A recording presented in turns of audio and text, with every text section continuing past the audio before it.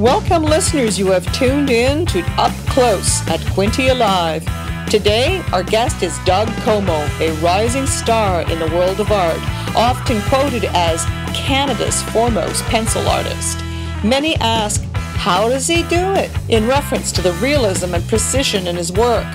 Let's find out and meet Doug now. Welcome, Doug. So nice to have you at QuinteALIVE. Isn't it a beautiful day? Gorgeous day, Marie. Thanks for having me here. You're very welcome. So, after having a conversation with you, I have a feeling you run with wolves. Can you explain what I'm saying by that? Well, actually, they call me the Wolf Man. I am known for my wolf drawings. That's how I got started, and that was the beginning of my gallery's name, actually, the Timberwolf Gallery. Do you have a relationship with animals that is particular and unique? Well, as we discussed earlier, my roots really come from my earlier childhood in Great Falls, Montana, and in Yellowstone National Park. So we were all out camping all the time, and you see these animals, the wolves and the bears and the eagles. I just got enthralled with the mystique of the wolf, and I sort of just picked it up. Man and nature. You told me you grew up very quickly when you were 21 in Nova Scotia. You want to explain that? I'll backtrack a little bit. I've had a diverse childhood up to 21. My father was in the military, and we never lived in one spot more than 2 or 3 years. Until we did get to Great Falls, Montana, we spent 5 years there. And my father was a heavy influence on my direction in life. He basically talked me into joining the military at a young age, at 19. And I thought it was really good that he did that, having a career which would later equip me to have a changing career. Mm-hmm. You were telling me you learned to work on electronics and helicopters? Yes, I joined the military, like I said, in 1979. I was 19, and I went in for electronics, airborne electronics. So I had a quick education, basically a degree in electronics. And that's what I did. I actually ended up in Shearwater. It was my first base, Shearwater, Nova Scotia, on the Sea King helicopter, which, of course, goes to sea with the destroyers, and that's where I ended up. Mm-hmm. I'm wondering if that difficult work led you to be the detail artist that you are in realism, the realism that you're renowned for in painting, or not painting, forgive me, in drawing. Well, actually, you can say painting, because when it comes to colored pencil or pastel, it is called a painting, but more of a pencil realist. And that actually started at a very young age, again, backtracking to Great Falls, Montana, when I ran into the works of Charles Russell. Incredible work that he did. His little drawings, 2x2, go for 100,000. Now, it's just, he was so influential in that time frame. It just captured me, and I wanted to be a full-time artist back then when I was 14 or 15 years old.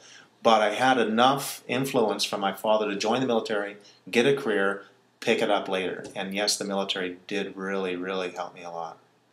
What inspires you in terms of deciding, other than being commissioned, of course, what inspires you to put on canvas? Is it, you've gone through periods. I can see in your walls in your store you have periods. You said you weren't going to do as much, I think you said nature scenes, and you're doing more animals now, or correct me here, and what is inspiring you nowadays? Well, just, for that fact that my vision statement that I have on my my website really says it all. I just like the idea of turning something into life from nothing, something flat to three-dimensional on paper.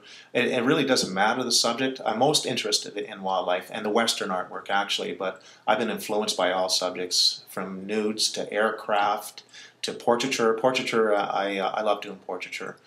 But it just, making something look real with a pencil, it's always enthused me and it's driven me. I've got a passion for it, so there's definitely no patience required. I mean, that's in the doing the dishes and the laundry type stuff. That's patience. To me, passion, I could spend hours and hours. I agree. I hate doing the dishes. Yeah. Yes, when you say portraiture, I noticed the beautiful painting you did of Chris, your partner, who is a native man. That was really beautifully done. Yes, that's my business partner. Yeah. Yeah, that was an interesting Yes, of drawing. Course, we have to qualify that nowadays, don't we? Yeah, we do. My wife would have something to say about that. But no, that was a real interesting portraiture thing that I did of Chris. He was in his full native regalia. A lot of detail, It's quite large drawing, and that's the pinnacle of what I can do. Basically, it's just I really, really like that piece. Blew him away, of course. He looks older in the piece, but. So I guess for you, capturing the person within in a portrait is really important. Yeah, capturing the mood of the instance, and I don't know, just the sultry part of it and all the detail, and it really brings out the character and whether it's a wolf or a person or whatever. It's just capturing the character. You must get to know them a little bit before you do that. Yeah, it helps, but I can feel the aura when I do it. It's sort of like when Chris carves. You know, the spirit comes out in what you do, and you try to capture as best you can. Every line, every shadow makes the difference. So have you done a self-portrait? You know, I haven't. And, you should. I need to do that. I hear that a lot, but I'm so busy trying to make a living at what I do, and I don't draw for people. I draw what I like to draw, but sometimes the business creeps in. So if you were to do a portrait of yourself, would you be donning the cross earring and the glasses? I would have to take myself in the instance I am. I mean, not yesterday, not tomorrow, but now. The different facets of you. There would be a series. Yeah, it could be. I mean, every 5 years, there's something going on. There's a new you all the time. You're many things. You're the man who drives the motorcycle. You're the man who drives the Humvee with the wolf painted all over it. You're the man that drives that, what is that large vehicle that you have traveling across the country called? Well, that's Roadhouse Gallery. We're about 68 feet on the road, and we're about 110 feet long by 24 feet wide. We're the first mobile art gallery in Canada, actually. Wow. Wow. Yeah, it's pretty neat. Yeah. What did you paint on the side of that one?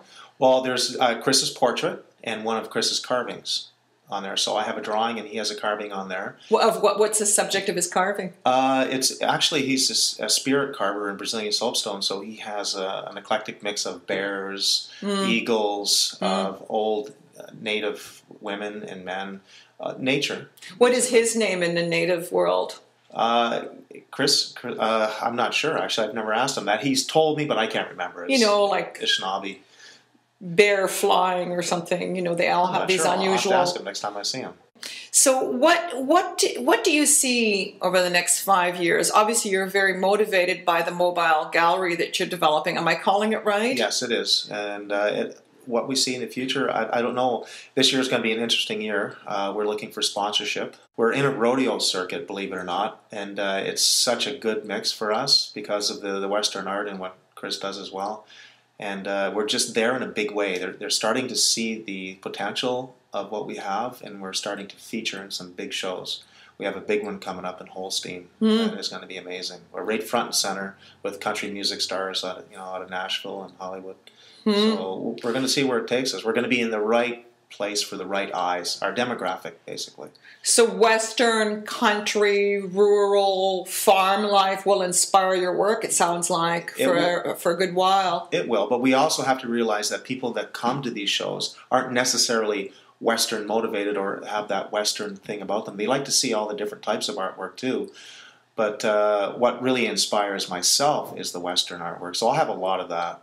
It's interesting, Doug, to hear you talk about the business of art, which is anathema to being an artist. I see you there at your canvas in your gallery on Front Street in Quinte, in Trenton specifically, working daily in that window. And that in itself is something for people to witness, let alone all the beautiful art that's all over your walls and your framing and so on. How do you feel about sitting there, Doug? Maybe we should finish on that point. Well, it's really the essence of an artist is what he does. And if you can't really show what you do to the people instantly, I mean, you need to be able to demonstrate to people what you do rather than just leave it on the wall. Like any other art show, people come in, they see what you've done. They've never really seen you create it. That's why I sit in front of my window day to day, evening to evening, drawing so people can come by and see what I actually do. And there is no interruption.